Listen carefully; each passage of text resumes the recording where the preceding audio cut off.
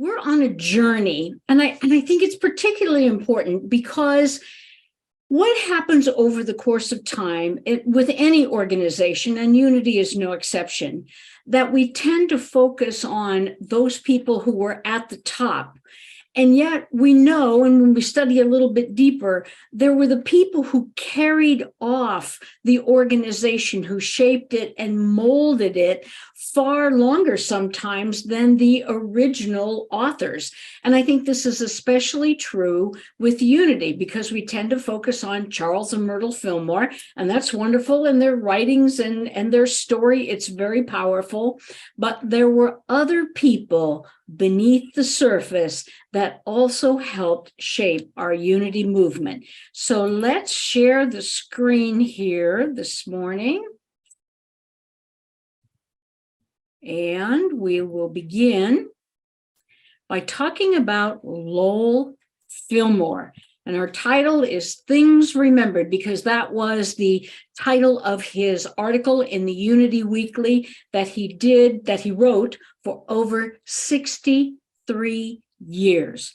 Now, this is the second series. A couple of weeks ago, I think it was last month, I did the first installment on the Unity, not only the founders, but those people behind the scenes. So if you did not get a chance to see that, you will find it about Dr. Emily Cady on my YouTube channel, Marianne Harris. So it's there. And then this week I will post my talk about Lowell Fillmore. So you'll find it there on YouTube if you want to go back over it.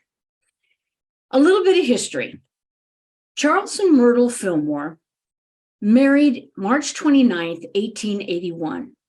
Myrtle was 36 years old. For that time, that era, she was considered past prime marriage age. But there were many things in her life and her life story, as we know, about her chronic condition with tuberculosis and many other illnesses that she faced that kept her sort of out of the limelight, many times just laying in bed trying to recuperate from another round of tuberculosis.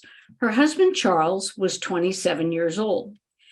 When they married, not too long after that, a year later, they had Lowell. They had three sons, Rick in 1884, and then Royal in 1889. And this is a picture of Myrtle and her three sons, which is probably circa 1899, when Royal was probably about 10 years old. He's the one on the far left-hand corner there.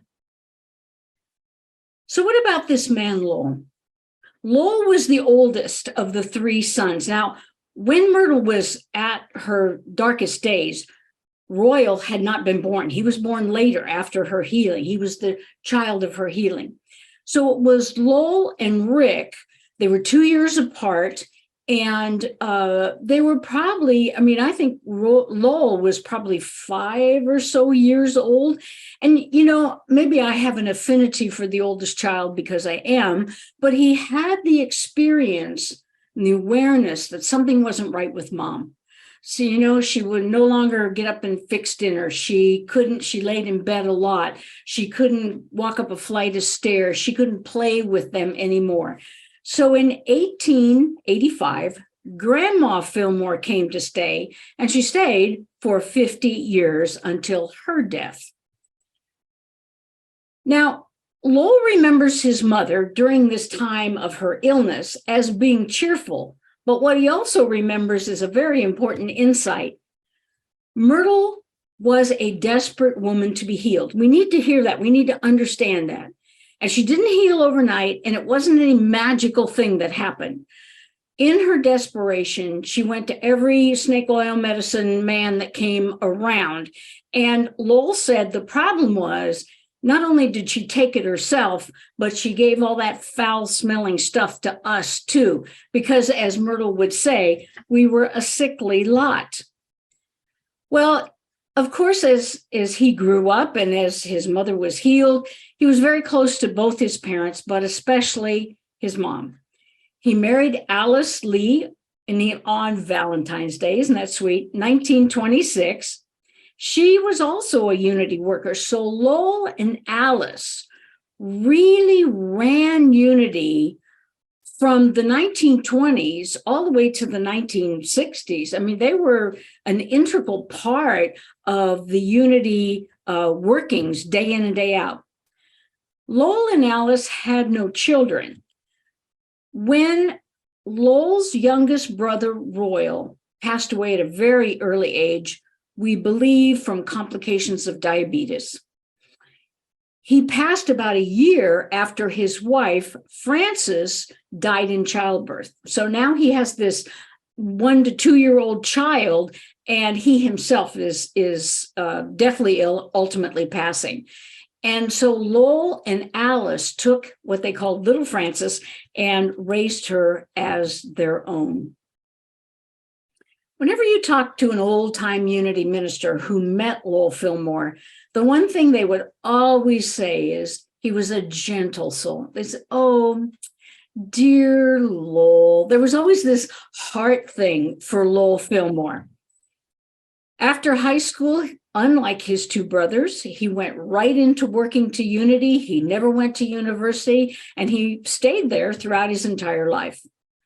He never really wanted an office job, but he had his desk right in the middle of the room where everybody else was working. He never wanted a private office. He worked every day, and it is said that he was at work at 7:30 every morning for over 60-something years. He was a gentleman who loved to play Santa, and apparently he was well-stocked for that particular role.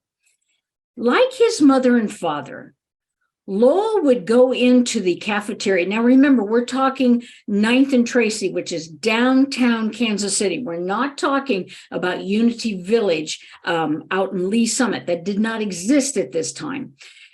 But the Unity cafeteria did. It was a vegetarian cafeteria that was well known in Kansas City. And like his father, he would get in line and carry his tray through the line and then sit next to whoever had an open seat, much to the surprise of many of the Unity workers who realized, oh, it's Lowell Fillmore sitting next to me. He loved to garden. Unity Village itself, Unity Village proper, was the architectural dream of his second son, Rick. Rick went to university. He studied architecture. He traveled throughout Europe. Rick wanted to make Unity Village sort of an Italian Renaissance theme. And you can see that in the buildings, if you've ever had the opportunity to go to Unity Village, in the way they're molded and shaped, and the color, that terracotta color in most of the buildings of the main buildings of Unity Village. But it was to Lowell, who loved to garden. You think of the rose garden, you think of the gardens around all of the buildings. Lowell laid out the gardens. He was a man, a quiet, gentle man of the earth. And to him, the big architectural thing, that's what my brother does. But what he did was plant roots, in a way, metaphysically in the ground and literally in the ground. People always spoke of Lowell as a friend, unassuming, and deeply dedicated to Unity. Now, as I said, he was a young man, he was a very young child when mom and dad healed, and they decided, okay, we're going to start writing this magazine, which in the initial stages they called Modern Thought. Well, he was very young, 8, 10 years old, and he began helping in the printing business, especially after school and on weekends. By age 10, he was out there selling subscriptions, no idle hands, you know. He learned to type. He could take shorthand. He would write columns with and for his mother for Wee Wisdom, which is the child magazine. So there was magazines for adults like Modern Thought, and then there was magazines for children. And remember, Unity, as today we still do, there's the business side of Unity, and then there's the Sunday side of Unity. And we know that Lowell, for many, many years, was someone who helped out in the youth education program. Like his mother, he had a real heart for children and their education. In 1909, he was 26 years old. Things began to pick up for Lowell. He became the editor of the Unity Weekly.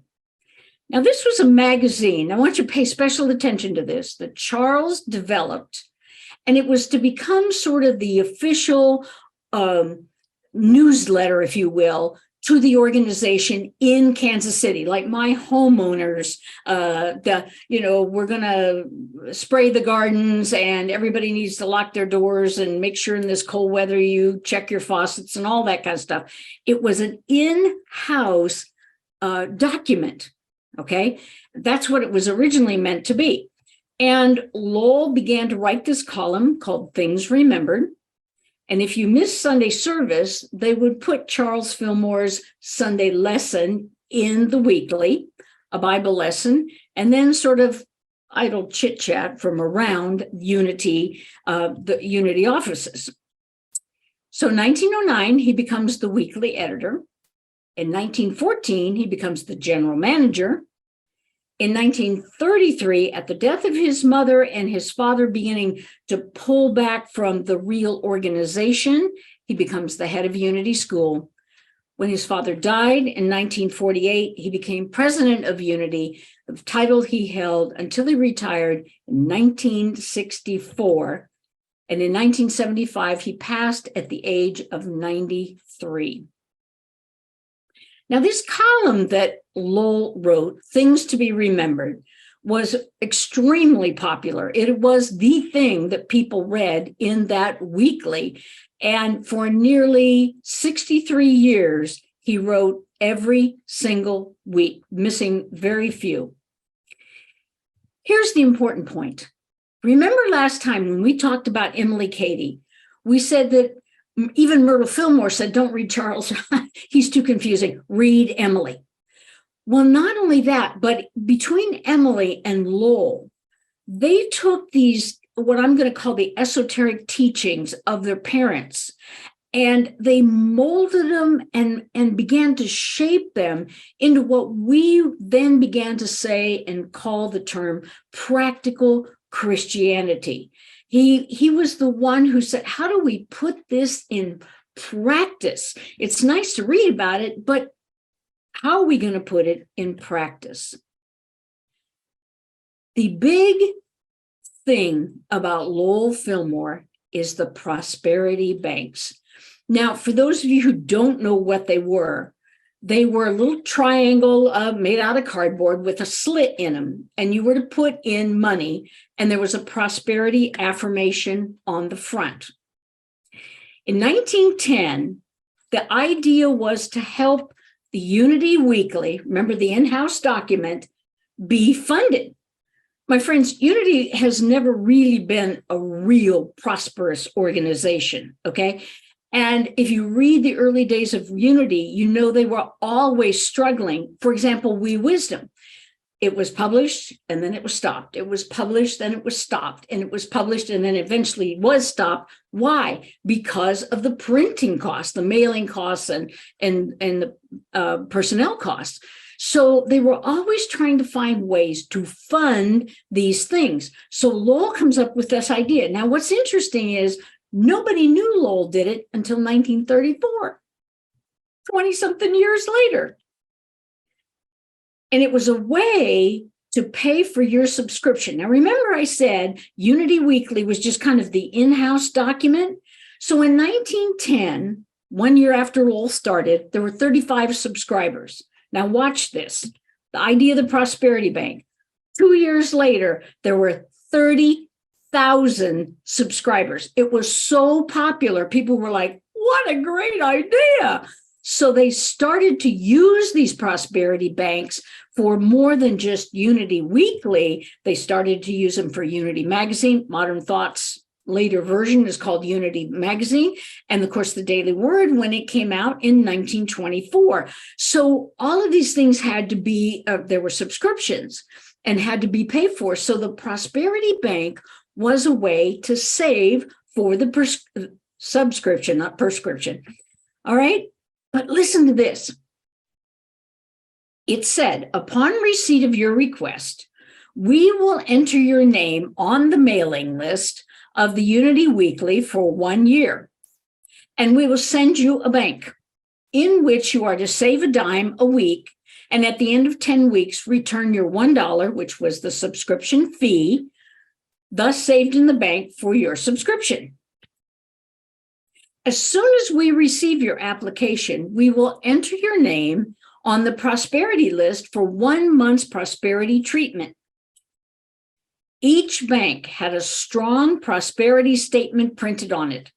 This statement is to be repeated every time a dime is deposited in the bank. And this is where Lowell, this whole idea of practical Christianity, it was like you're practically going to do something. You're going to put this dime in this bank and you are going to recite this prosperity affirmation. Now, notice something here. Upon receipt of your request, we'll send you the newsletter and we'll send you a prosperity bank before you pay for it. Before you have paid for it, we will send it to you. It was a huge leap of faith on Unity's part that was already financially struggling to put this out into the universe. But ultimately, it was what carried them through the Great Depression and into the 30s, 40s, and even into the 50s. So this idea of practical Christianity, what do we mean by this? Lowell writes, we must remember that God made man perfect in the beginning, and that perfection is still the reality back of him. Unity thinks of the body as the physical part of us, the vehicle through which spirit and soul find expression. Lowell believed that people comply with the will of God and with divine law by engaging in a variety of spiritual practices. And the practices we know and teach: affirmations and denial, prayer, going into the silence, being joyful, living in the now, and educating ourselves on spiritual matters. But one of the things Lowell was really key on was what he called right thinking. He said that the process of controlling thought begins with a belief that it's possible to do so. You can control your thoughts. In the work of disciplining the mind, Lowell considered affirmations essential. Affirmations do nothing to change the mind of God. An affirmation of truth is an exercise for the purpose of remodeling our thinking process. It's not a magic statement. Oh, my friends, this really struck me when I read it because I'm concerned that Unity has somehow lost that understanding of affirmation.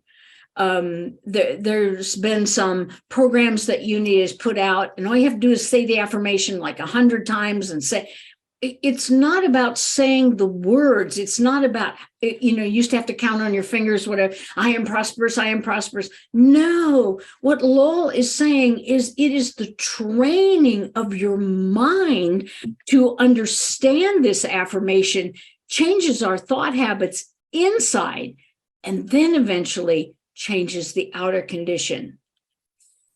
God lives in the now, and so must we.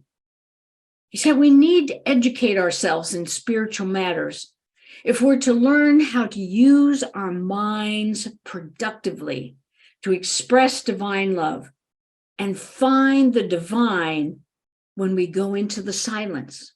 Now, this is different from mom and dad.